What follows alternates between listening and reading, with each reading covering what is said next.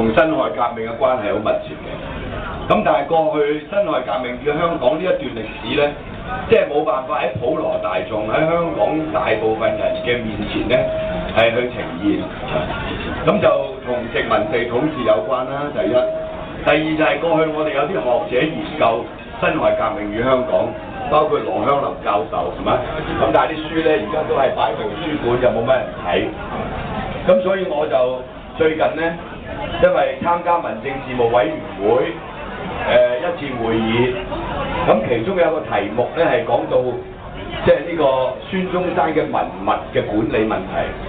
因為事緣喺幾年前咧，美國有一位女士，佢係孫中山嘅女兒嘅契女，咁佢就藏有一啲即係孫中山嘅女剩落嚟嘅一啲孫中山嘅遺物，包括一啲書信啊，同埋其他嘢。咁於是咧，佢就半賣半送咁樣，就要俾香港嘅博物館。咁作價咧就係大約100萬港紙。咁香港博物館嘅呢反應咧，然後派人去羅省就接收呢一批孫中山嘅文物。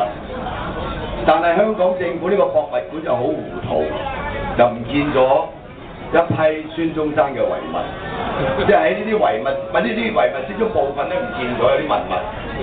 咁呢個審計處就追究，咁喺06年出咗報告，咁後來咧呢個康樂文化事務處就要解話。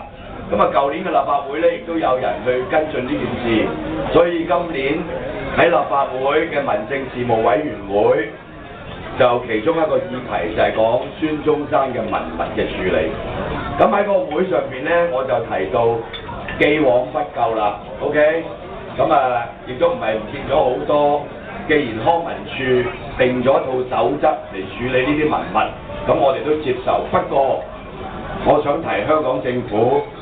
特區政府特別而家係兩岸關係咁和諧嘅時候，同埋兩岸嘅領導人咧，對孫中山咧都係一樣係有一個好正面嘅評價。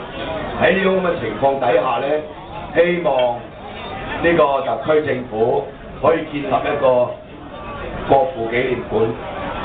咁但係而家有個民間嘅紀念館，咁但係呢個民間嘅紀念館咧，亦都有啲孫中山文物嘅展覽。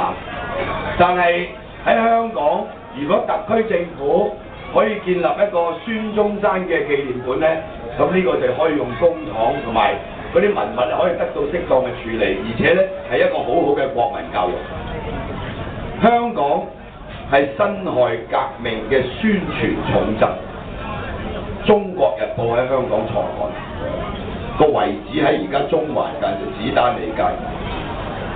香港係辛亥革命組織嘅起點，興中會喺呢度。香港亦都係辛亥革命活動嘅基地，所有嘅大部分嘅軍火都係通過香港運入去廣州，係嘛？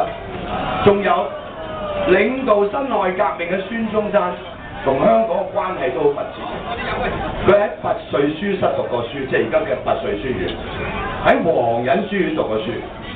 喺西醫學院，即係而家叫李嘉誠學院，點解唔叫孫中山醫學院咧？真係奇怪，係咪？叫李嘉誠醫學院，前身西醫學院，即係香港大學嘅前身，喺嗰度讀書，而且成績係優等。而家香港大學都仍然有孫中山當年喺度讀書做嘅功課嗰啲文物，呢個圖書館又有，係咪？所以其實如果我哋將啲所有孫中山喺香港嘅事蹟啊、文物啊，包括青山紅樓，唔好俾佢荒廢啊，係嘛？仲有呢啲所謂遺址啊，其實喺香港咧，而家正係一個最好嘅時機去做呢樣嘢。所以今日辛亥革命98週年，中華民國建國98週年，出年係99年，99年長長久久，其實都可以即係出一本辛亥革命與香港嘅即係論文集，係嘛？即係中山學會咧，我就建議佢哋做嘅。再過一年係100年，100年大慶就應該香港有個孫中山嘅紀念館。多謝大家。